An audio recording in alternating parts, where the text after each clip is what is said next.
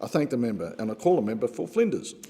Thank you, Deputy Speaker. I rise to speak on the condolence motion for Senator Jim Molan, AO DSC. I knew Jim only a little as a fellow member of the Coalition Policy Committee on Defence and Veterans Affairs.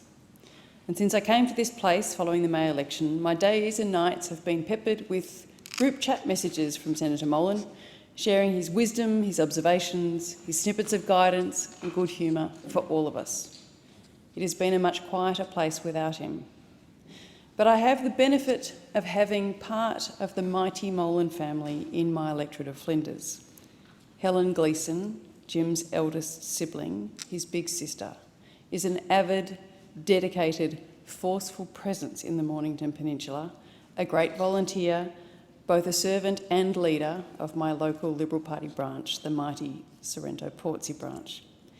Helen holds her own in that space, but has always been very proud of and keen to mention her little brother Jim. So for my addition to this condolence motion today, I asked Helen to share her words, and it is now those words which I will share with you in this chamber. Thank you for giving me the opportunity to say a little about Jim. I am the eldest. Jim was number 4. We 6 are spread over 17 years. God bless my mum. So we each have various memories, but the fact that we gathered from various parts of Australia for his funeral, as did our children, his nieces and nephews, it tells you something of the love in the family. While it has been wonderful and somewhat overwhelming to hear the accolades expressed for Jim, to me he was, and will always remain, my little brother. I always referred to him as little bro, and he to me as big sis, somewhat ironic given his 6'4" and my barely 5'2". Jim was number 4 of our 6 and 10 years younger than me, and he has gone far too soon. Jim was a wanderer. Aged about 2, he escaped his cot and was eventually found on the Ivanhoe station, having negotiated several major intersections and only failing to board the train because the policeman wouldn't let me. In these circumstances, we should not have been surprised at his choice of career. With 3 big and very outspoken sisters, he learned early to be tolerant and to stand up for what he believed in. He grew up in a household where a variety of points of view were encouraged and discussions could be loud and forceful, a highly charged political environment from the early days, but one full of love and laughter.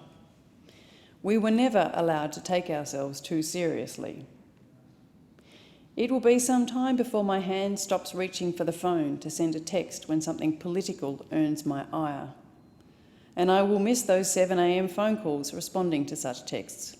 We both have such odd sleep patterns. What a delight it was to welcome Anne into our family, another strong woman who was happily absorbed into our midst. Jim would not have been or achieved what he did without her. She was his other half. I have a precious photo of a handsome young man setting forth for Duntroon. My son, Phil, Jim's nephew, remembers visits to his grandmother's home where this photo had pride of place.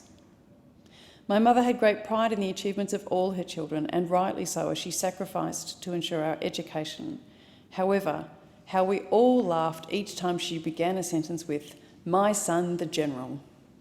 Rest in peace, little bro. I thank Helen for these fine words. And my thanks also go to Helen's husband, Tom, as well as her brother Morris and his partner Heidi, for joining us at the Portsea pub in the presence of the member for Dixon and Leader of the Opposition, Peter Dutton, a few weeks ago, shortly before Jim's funeral, so that together they could all share memories and tales of the great man before the formality of events here in Canberra.